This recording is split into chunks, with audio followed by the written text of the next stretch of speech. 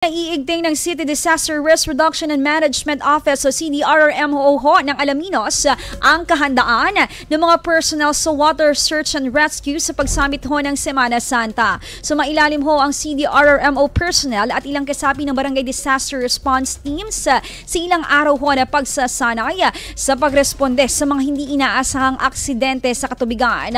Sa loob ho ng ilang araw, binalikan ang tamang pagsasagawa ng CPR na bahagi ng basic water rescue at tinututukan ng paggamit ng jet ski sa pagresponde sa malalim ho ng katubigan. Tuluyan na rin nag-umpisa ang Upland Sumbak katuwang iba pang ahensya noong Marso 29.